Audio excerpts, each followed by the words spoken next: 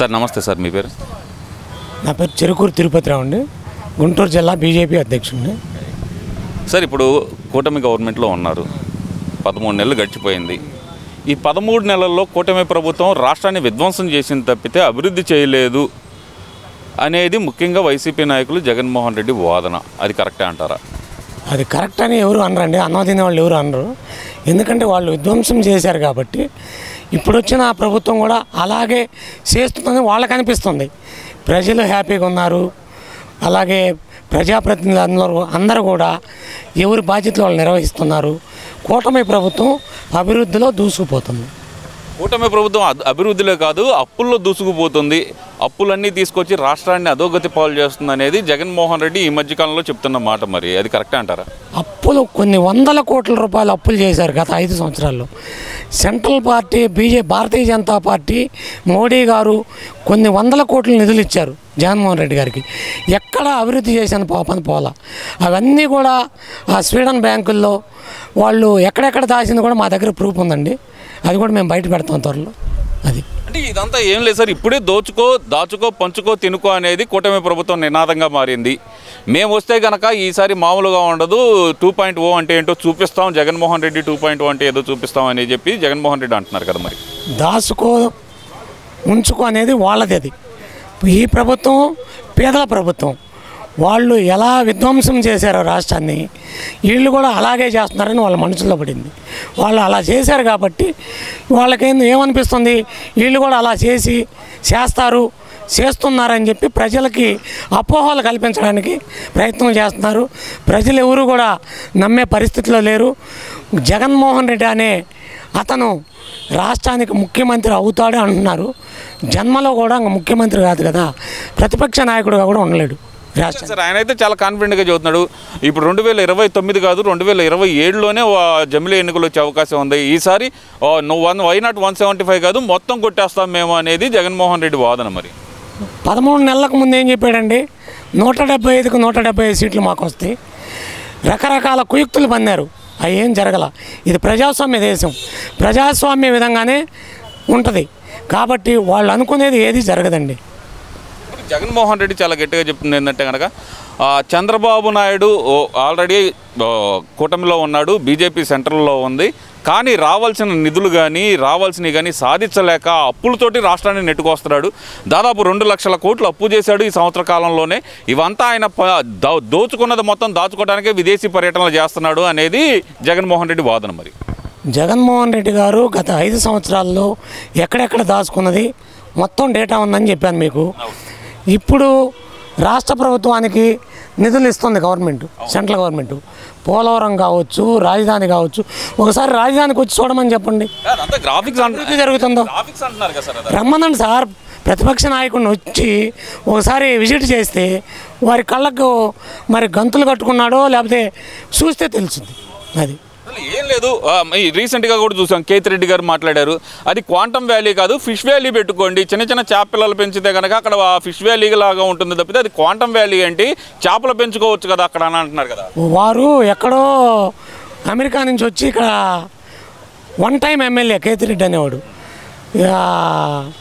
రోజు ఉదయాన్నే door to door తిరగటం, సాయంకాలానికి ఎక్కడెక్కడ భూములు ఉండవు అవన్నీ కబ్జా చేశాడు కేతిరెడ్డి అనేవాడు ధర్మవరంలో. ఎందుకు గెలవలేదండి? మంచి పనులు చేస్తే ఎందుకు గెలవలేదు? అంటే ఈవీఎంలు మోసం చేసినాయి. ఇప్పటికి కూడా అదే మాట మీద ఉన్నారు సార్ వాళ్ళు. ఈవీఎంలే మోసం చేసినాయి మమ్మల్ని, ఈవీఎంలు మ్యానిపులేట్ చేశారు, 50 లక్షల ఓట్లు ఎక్స్ట్రా పోలింగ్ అయినాయి, ఎటు నుంచి వచ్చినాయి, ఇదంతా వాళ్ళు అంతా ఈవీఎంలు మేనేజ్ చేసి గెలిచారు తప్పితే ఇది ఈవీఎం ప్రభుత్వం తప్పితే ప్రజాప్రభుత్వం కాదనేది వాళ్ళ వాదన. మరి గతంలో ఆయన గెలిచాడు, అప్పుడు కూడా మేము అనొచ్చు ఈవీఎంలో చేశారని. మేము అలా అనం. ఈవీఎంలు మ్యానిపులేట్ చేస్తే జగన్మోహన్ రెడ్డి కూడా గెలిచేవాడు కాదు, వాళ్ళ 11 మంది ఎమ్మెల్యేలు కూడా గెలిచేవాళ్ళు కాదు. అంటే అలా క్లీన్ స్వీప్ చేస్తే అనుమానం వచ్చిందని ఏదో అక్కడొకటి గెలిపించే ప్రజలు తగిన బుద్ధి చెప్పారండి అతనికి.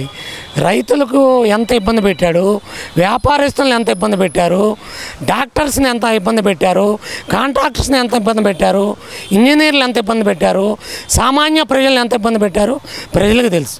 అందుకనే 11 సీట్లతో పోయాడు. ఈసారి ఆ 11 సీట్లు కూడా రావు. ఎందువల్ల ఇందాక మీరు అంటున్నారు ఎక్కడెక్కడ దాచుకున్నాయి మొత్తం ఆధారాలు ఉన్నాయి అంటున్నారు. మరి దాదాపు 12 సంవత్సరాల నుంచి సిబిఐ కానీ ఈడీ కేసుల్లో కానీ ఆయన బెయిల్ మీద ఉన్నారు. ఇప్పుడు రీసెంట్గా చూస్తే లిక్కర్ స్కామ్లో కూడా బిగ్ బాస్ ఎవరంటే ఆయన దాకా వచ్చే పరిస్థితి ఉంది. ఎలా చూడాలంటారు ఇదంతా? మరి మా జాతీయ అధ్యక్షులు చెప్పారు, మా రాష్ట్ర అధ్యక్షులు చెప్పారు నిన్ననే, గ్యారెంటీగా జగన్మోహన్ రెడ్డి గారు అరెస్ట్ అవుతారు, అందులో డౌటే లేదు. అది ఆ ప్రక్రియ ఎలా కొనసాగాలో ఆ ప్రక్రియ ప్రకారమే జరుగుతుంది. చట్టం తన పని తను చేసుకోబోతుంది. రాష్ట్రంలో చట్టం లేదు, రాజ్యాంగం లేదు, రెడ్ బుక్ రాజ్యాంగమే నడుస్తుంది అనేది జగన్మోహన్ రెడ్డి నిన్న కూడా చెప్తున్నాడు కదా. అన్యాయంగా కేసులు పెడుతున్నారు, అక్రమంగా కేసులు పెడుతున్నారు. రెడ్ బుక్ రాజ్యాంగం నడిస్తే జగన్మోహన్ రెడ్డి తాడేపల్లి ప్యాలెస్ ఏదైతే ఉందో దాన్ని ఈ పాటికి కూలగొట్టేవాళ్ళు. అక్కడ దాకా ఎందుకు వచ్చింది అసలు? ఎందుకు వచ్చిందంటే వాళ్ళు అంటున్నారు కాబట్టి.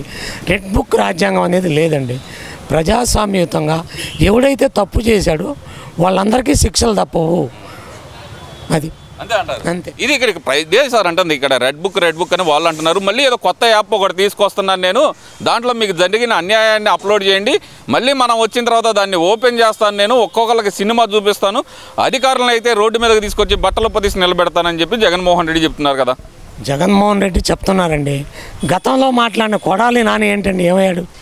వల్లభనేని వంశీ ఏమయ్యాడు? ఏమైపోయారు వాళ్ళంతా?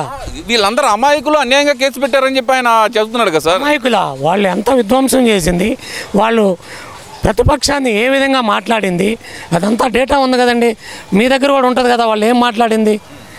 అందుకని వాళ్ళు ఈరోజు బయటకు రావట్లా. ఓవరాల్గా ఏమంటారు సార్? ఇప్పుడు జగన్మోహన్ రెడ్డి అయితే చాలా కాన్ఫిడెంట్గా ఉన్నాడు, మళ్ళీ నేనే వస్తాను, పాదయాత్ర చేస్తాను, జనాల సమస్యలు తెలుసుకుంటాను, జనంలోనే ఉంటాను నేను అంటున్నారు కదా. మరి 100 పాదయాత్రలు చేసిన జగన్మోహన్ రెడ్డి అనే వ్యక్తి ఈ రాష్ట్రానికి పనికిరాడు. అతను చేసిన విధ్వంసం ప్రజల మైండ్లో ఉందండి. అతను ఎన్ని కుయుక్తులు పడినా ఈ రాష్ట్రానికి ప్రతిపక్ష నాయకుడిగా కూడా ఉండలేడు ఈసారి. అది రాలేదంటారా? రాలేదు. ఆయన కాన్ఫిడెన్స్ ఏంటి సార్ ఇప్పటికీ? మరి ఎవరి కాన్ఫిడెన్స్ వాళ్ళకు ఉంటుంది, చెప్పొచ్చు. కానీ ప్రజలు ఓట్లు వేయాలి కదా. ఓట్లు వేసేది ప్రజలు, ఎన్నుకునేది ప్రజలు. ప్రజల మైండ్లో పడింది. ఆల్రెడీ విధ్వంసం చేసిపోయాడు రాష్ట్రాన్ని. ఇంక ప్రజలు ఎందుకు ఓట్లు వేస్తారండి? అంటే ఈ లిక్కర్ స్కామ్ అనేది జగన్మోహన్ రెడ్డి దాకా వెళ్ళే అవకాశం ఉందంటారు. పక్కాగా అతను అరెస్ట్ చేస్తారు, కాదే టైం పట్టుద్ది. సిస్టమ్ ప్రకారం నడుస్తుంది. అతను అరెస్ట్ అవ్వడం ఖాయం. అంటే ఇక్కడ ఇంకోటి కూడా చెప్తున్నారు సార్, ఆయన ఇదంతా ఒక కల్పిత కథ అంటున్నారు కదా. మరి ముఖ్యంగా చూస్తే సజ్జల రామకృష్ణారెడ్డి కానీ పేరు నాని నిన్న కూడా చెప్తున్నాడు. ఆయన ఏం చెబుతున్నాడు, ఇదంతా కల్పిత కథ, ఏదో 4 పేపర్లో రాసుకొని ఒక స్టోరీ నడుపుతున్నారు అంటున్నారు కదా. సరే, కల్పిత కథలో రాబోయే రోజుల్లో ఏంటనేది మొత్తం తెలుసుద్ది. పక్కాగా మొత్తం ఎవిడెన్స్తో వస్తారు. ఎవిడెన్స్తో వచ్చే జగన్మోహన్ రెడ్డి మళ్ళీ లోపలికి వెళ్తాడు.